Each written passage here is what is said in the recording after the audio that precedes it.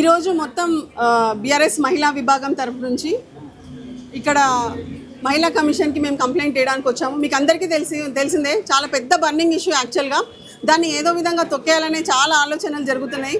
So అదే ప్రకారము మరి active pollution of political leaders ఇప్పుడున్న ఎవరైతే కన్సర్న్ పోలీసులు ఉన్నారో ప్రాపర్గా యాక్షన్ తీసుకోలేదు.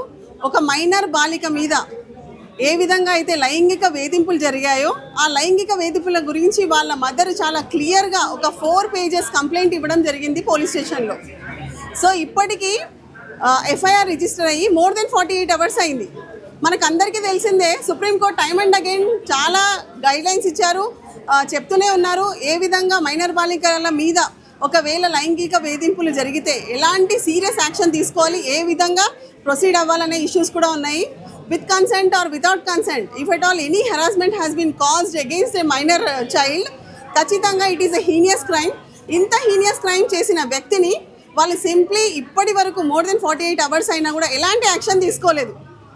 సో ఇది ఖచ్చితంగా పోలీస్ వాళ్ళు ఆన్సర్ ఇవ్వాలి. డీజీపీ గారిని కూడా మేము క్వశ్చన్ చేస్తున్నాము, ఏ విధంగా ఇంత సీరియస్ అఫెన్స్లో అలాంటి మైనర్ బాలిక మీద లైంగిక వేధింపులు జరిగిన తర్వాత కావాలని చెప్పి సెక్షన్స్ని డైల్యూట్ చేయాలనే ఉద్దేశంతో section 11 and 12 of POCSO act పెట్టారు.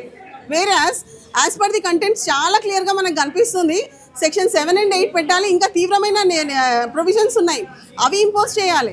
అసలు కంప్లైంట్కి ఏదైతే కాపీ ఉందో కంప్లైంట్ కాపీలో ఏ విధంగా అయితే వాళ్ళ మదర్ ప్రతి ఒక్క ఇన్సిడెంట్ని ఏ విధంగా ఎలాంటి వేధింపులకి మైనర్ బాలికని బండి సంజయ్ కుమారుడు బండి భగీరథ్ చేశారో అతని మీద యాక్షన్ తీసుకోవాలని చెప్పారు. అదేవిధంగా వాళ్ళని ఏ విధంగా బెదిరించడం జరిగింది, ఏ పర్సన్స్ ఈ కేసులో ఇన్వాల్వ్ అయ్యి ఉన్నారు, ఆ విషయాలను కూడా ఆవిడ కంప్లైంట్లో రాశారు. ఇర్రెస్పెక్టివ్ ఆఫ్ ఎనీథింగ్ ఇప్పటి వరకు ఐఎమ్ టెలింగ్ యూ ఒక్క యాక్షన్ కూడా తీసుకోలేదు. మోర్ దెన్ 48 అవర్స్ అయింది.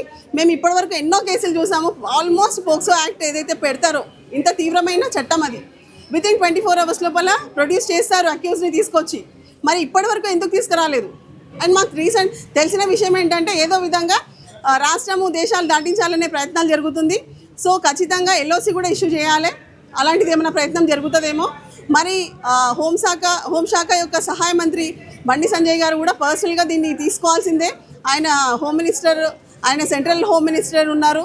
సో ఆయన సహాయక మంత్రిగా ఏదైతే బాధ్యతలు చేపట్టారో మరి రాష్ట్రంలో ఒకవేళ తన కుమారుడే ఈ విధంగా చేసినప్పుడు తన చర్యలు ఏంటి? ఎలాంటి ఎవరైనా కూడా చట్టం ముందు నేరస్తుడే అవుతాడు. ఖచ్చితంగా యాక్షన్ తీసుకోవాలి వాళ్ళు ఎవరైనా సరే. మరి ఇప్పటి వరకు ఆయన తరఫు నుంచి ఆయన ఏం సపోర్ట్ చేసిండు పోలీసు వాళ్ళకి? ఏ విధంగా ఇప్పటి వరకు ఆ అక్యూజ్డ్ పర్సన్ రిమాండ్ చేయలేదు. సో ఈ విషయాలన్నిటి కూడా చెప్పాల్సిందే.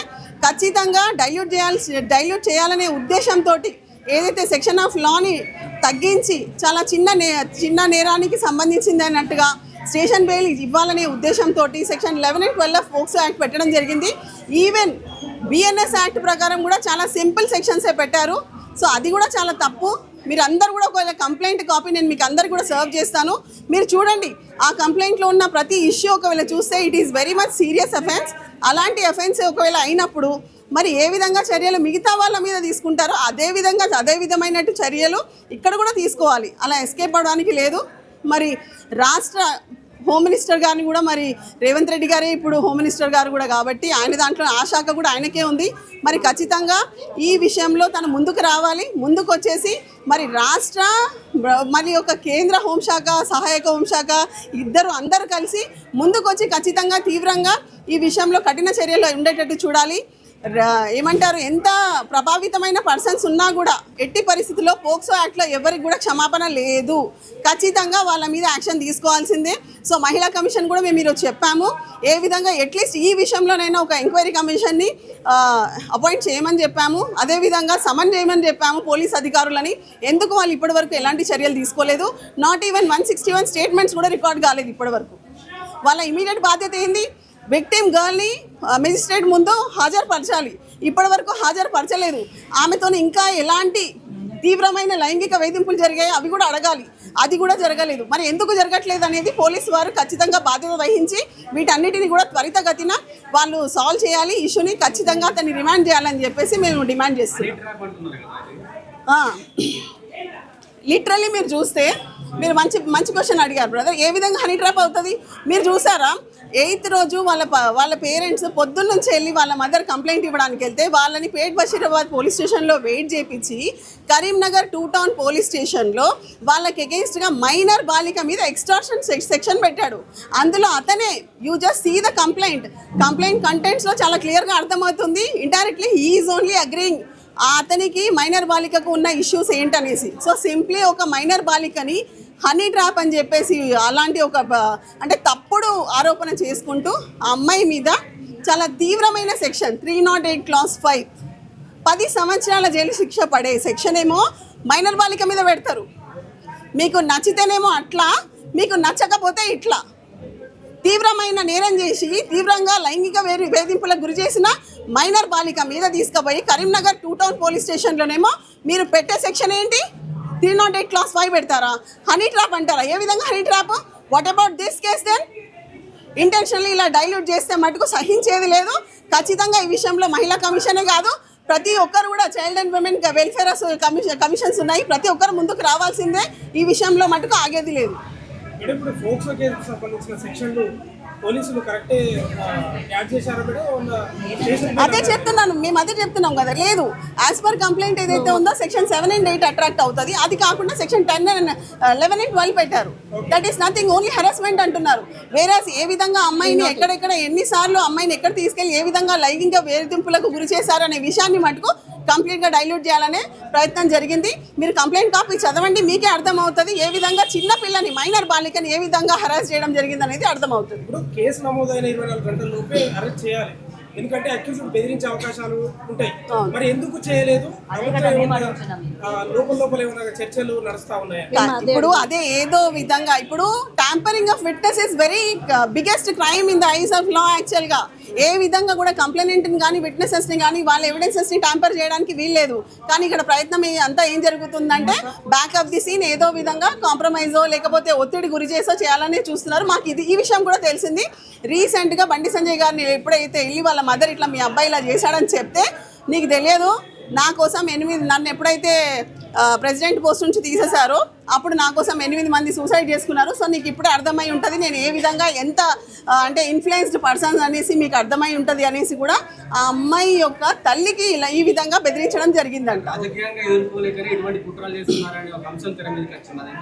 ఇప్పుడు రాజకీయంగా అనేది ఇప్పుడు మీరు ఇదంతా వదిలేద్దాం. మనం రాజకీయంగా అన్నప్పుడు ఇప్పుడు సెక్షన్ 308 క్లాస్ 5 ఏదైతే కరీంనగర్ పోలీస్ స్టేషన్లో కంప్లైంట్ పెట్టింది ఎవరు? ఆ కంప్లైంట్ ప్రకారం కంటెంట్స్ ఏంటి? మరి అందులో ఏ రాజకీయ కుట్ర ఉంది?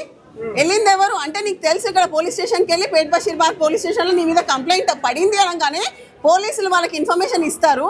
సో హయ్యర్ అఫీషియల్స్ ఎవరైతే ఉన్నారో పోలీస్ వాళ్ళు వెళ్ళేసి కరీంనగర్ 2 టౌన్ పోలీస్ స్టేషన్లో సాయంత్రం 5 గంటలకేమో ఆ అమ్మాయికి అగేన్స్ట్గా మైనర్ బాలికని ఏమని పెడతారా? ఎక్స్టార్షన్ సెక్షన్ పెట్టారు. 5 కోట్లు డిమాండ్ చేస్తే నేను 50,000 ఇచ్చానని చెప్పేసి. ఏ విధంగా మరి ఇది ఏ రాజకీయ పరంగా అతను బుక్ చేసిండు మరి? సో తన ఓన్ కేసే establishes that he has committed offence, he has committed heinous offence under POCSO act. Bandi Sanjay అనేటువంటి వ్యక్తి ఒక ఉన్నతమైనటువంటి స్థానంలో ఉన్నాడు. అంటే ఒక న్యాయశాఖ మంత్రిగా ఉన్నటువంటి బండి సంజయ్ వాళ్ళ కొడుకు నేరం చేస్తే దాన్ని ఎట్లా పక్కదారి పట్టియాలనేది ఎన్ని కుట్రలు చేస్తున్నారు. ఆ అమ్మాయిని ఎట్లా భయభ్రాంతులకు గురి చేసిరు అనేది ఈ కేసులో చాలా వాళ్ళు ఇచ్చినటువంటి రిప్రజెంటేషన్లోనే ఉన్నది, వాళ్ళు ఇచ్చిన కంప్లైంట్లోనే ఉన్నది. కాబట్టి ఇవాళ ఒకటే నేను అడుగుతున్నా, నరేంద్ర మోడీ గారినే అడుగుతున్నా, ఒక దేశ ప్రధానమంత్రిగా మీరు ఏమన్నారు? బేటీ బచావో బేటీ పడావో అని అన్నారు. అంటే మహిళలకు రక్షణ కల్పిస్తామన్నారు కదా. మరి ఇవాళ మీ ప్రభుత్వంలోనే ఇవాళ ఒక హోం మంత్రిగా ఉన్నటువంటి ఇవాళ బండి సంజయ్ అనేటువంటి వ్యక్తి వాళ్ళ కొడుకు ఒక 17 ఏళ్ళ బాలిక పైన అత్యాచారం చేసి నేరానికి ఒడిగట్టినటువంటి వ్యక్తి పైన ఆరోపణలు వచ్చినాయి. ఆరోపణలు వచ్చిన తర్వాత అయ్యా నాకు న్యాయం చేయండి, ఈయనను కస్టడీలోకి తీసుకోండి అని చెప్పేసి ఇవాళ పోలీసు శాఖ వారికి ఇవాళ అంటే దాదాపు 3 నెలల నుంచి పోలీస్ స్టేషన్ల చుట్టూ తిరిగినా కూడా ఇవాళ కేసును పక్కదారి పట్టించేటువంటి కుట్ర కుతంత్రాలు చేసినటువంటిది ఇవాళ వాళ్ళ తల్లిదండ్రులే చెప్తున్నటువంటి పరిస్థితి ఉంది. కాబట్టి ఒకవైపు ఇవాళ ఈ రకంగా 17 సంవత్సరాల బాలిక పైన అత్యాచారం చేసిండు వాళ్ళ కొడుకు. కానీ ఇవాళ ఆ కేసును పక్కదారి పట్టియడానికి ఆ అమ్మాయిని బ్లాక్ మెయిల్ చేసి బెదిరించిండ్రయ్యా అని చెప్పేసి ఇవాళ తెలంగాణలో ఉన్నటువంటి మహిళలందరూ కూడా ఇవాళ అంటే మహిళలు అంటే సభ్య సమాజం సిగ్గుపడే విధంగా ఇవాళ బండి సంజయ్ చేసిండు అనేది క్లియర్గా అర్థమవుతుంది. మరి అట్లాంటప్పుడు ఇవాళ నిన్ననే ఇవాళ ఒక ప్రధానమంత్రి దేశ ప్రధాని అయినటువంటి వ్యక్తి ఇవాళ ఇక్కడ ఈ రాష్ట్రానికి వచ్చిండ్రు. ఈ రాష్ట్రానికి వచ్చినప్పుడు బండి సంజయ్ అనేటువంటి వ్యక్తి పైన వాళ్ళ కొడుకు పైన వాళ్ళ కుటుంబంలో ఈ రకమైన ఆరోపణలు వచ్చినప్పుడు ఆయనను వేదిక పైన ఎట్లా కూర్చోబెట్టుకుంటాడు? ఆయనతోటి కూర్చోబెట్టుకోవడమే కాకుండా అన్నప్పుడు ఆయన అంటే సభ్య సమాజం సిగ్గుపడే విధంగా ఆయన ప్రవర్తించాడు ఆ వేదిక పైన.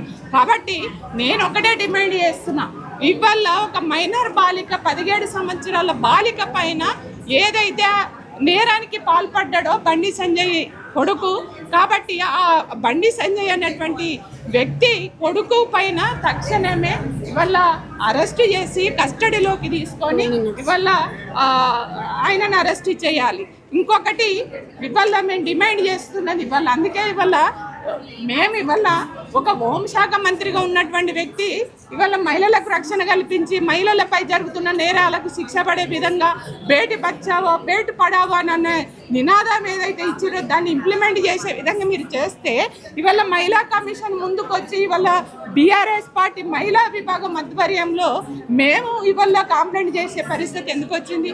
కాబట్టి ఇవాళ ఒక బీఆర్ఎస్ మహిళా విభాగం ఇవాళ రాష్ట్ర వ్యాప్తంగా బీఆర్ఎస్ పార్టీ ఇవాళ మహిళలకు ఎక్కడ అన్యాయం జరిగినా మహిళలకు ఎక్కడ ఇవాళ జరుగుతున్నటువంటి అరాచకాలను అరికట్టే దాంట్లో భాగంగానే ఇవాళ అన్ని మండల కేంద్రాలలో రాష్ట్ర వ్యాప్తంగా కూడా మేము ఈ ఆందోళన చేసి బండి సంజయ్ వెంటనే రాజీనామా చేయాలి. ఇవాళ మైనర్ బాలిక పైన చేసినటువంటి అత్యాచార నేరం ఏదైతే ఉందో బండి సంజయ్ కొడుకును తక్షణమే కస్టడీలోకి తీసుకోవాలి. ఈ కేసులో చాలా మంది కూడా ఇన్వాల్వ్ అయ్యారు. ఈ కేసును పక్కదారి పట్టించడానికి చాలా మంది ఇన్వాల్వ్ అయ్యి ఇవాళ అమ్మాయికి అన్యాయం చేయాలని కుట్ర చేసిర్రు అని చెప్పేసి వాళ్ళ తల్లిదండ్రులే ఇవాళ కంప్లైంట్ ఇవ్వడం జరిగింది. కాబట్టి వాళ్ళు ఇన్వాల్వ్ అయినటువంటి ప్రతి ఒక్కరిని కూడా కస్టడీలోకి తీసుకోవాలి. ఇవాళ బండి సంజయ్ అనేటువంటి వ్యక్తి తక్షణమే నైతిక బాధ్యత వహించి రాజీనామా చేయాలి. నరేంద్ర మోడీ గారిని కూడా నేను రిక్వెస్ట్ కాదు డిమాండ్ చేస్తున్నాను, తక్షణమే ఆయన చేత రాజీనామా చేయించి బర్తరఫ్ చేయాలని చెప్పేసి నేను డిమాండ్ చేస్తున్నాను. ఇలాంటి మరిన్ని వీడియోల కోసం మా యూట్యూబ్ ఛానల్ ను లైక్ చేసి సబ్స్క్రైబ్ చేసుకోండి.